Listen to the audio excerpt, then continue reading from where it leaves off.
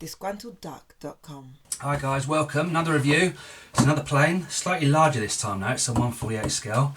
It's Revell of Germany again.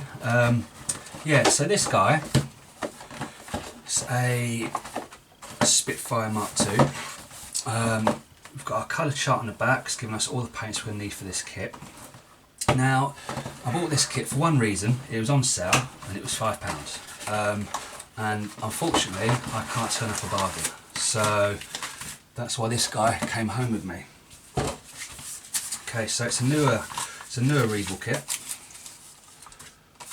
We've got our decals. Looks like it's going to be just for one set of markings, but again, you can always get some aftermarket decals from various online retailers or physical retailers, if they still exist, that will cover you for so many different variations of the vehicle.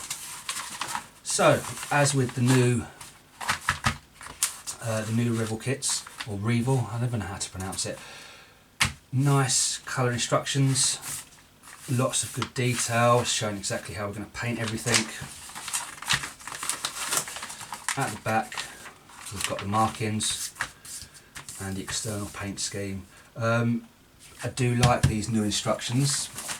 I think they're really helpful, especially if you're a beginner. So this guy's marked as level 3, which to me is a little bit surprising, simply because I don't believe it's that big a kit. There's not much in there that we're going to need to worry about, but don't take my word for it. Let's have a look exactly what we've got in here.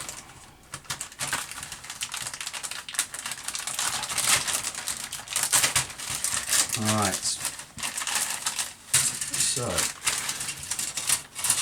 there's 3 sprues, and then we've got our clear parts. So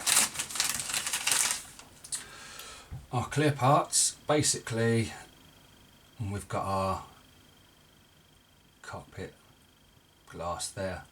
Like I said, quite a simple kit, didn't expect much. The bodywork, 2 sides of the fuselage. There is some detail on there. It seems to be raised rather than indented. That's not brilliant at all. That's not really what we wanted. There's a little bit of detail inside. Give you a close up. I don't know if you can see any of that detail. You can definitely see the inside. £5 kit, what can I say? You know, it's kind of what I expected. Again, underneath of the wings, all our panel lines are raised, which is not, you know, it's not ideal at all. I would not, personally, you know, I'm going to do something a little bit different with this kit. This is just a little fun build. It's not going to be something I'd want to display or anything like that.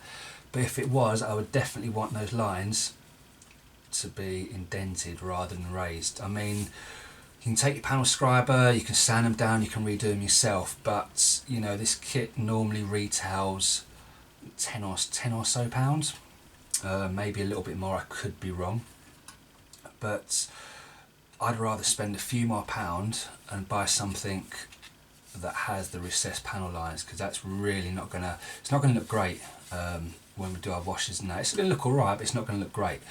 So there's our wings, both top and bottom side, and then these are our final parts.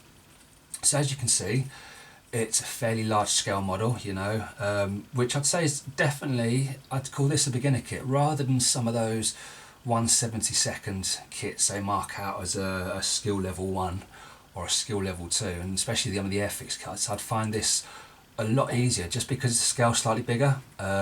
If you want to get something for your child or something, have smaller hands, this is definitely going to be something they're going to find a little bit easier to work with. But again, it's up to you.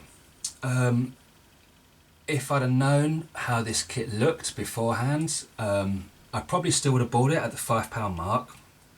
I definitely wouldn't have bought it if it was £10 to £15, that's for sure. I would have looked for another brand, because you're definitely going to get something a little bit nicer, a little bit more detail for that sort of price range. But that's what we've got, you know, we're doing these reviews. Not everyone is going to be a perfect model. That's kind of why I'm doing them, more so than anything. There's so many times I've bought kits that are just absolutely pony.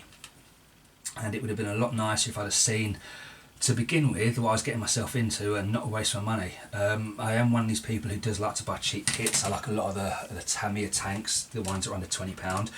Some of them are absolutely beautiful, some of them are horrendous.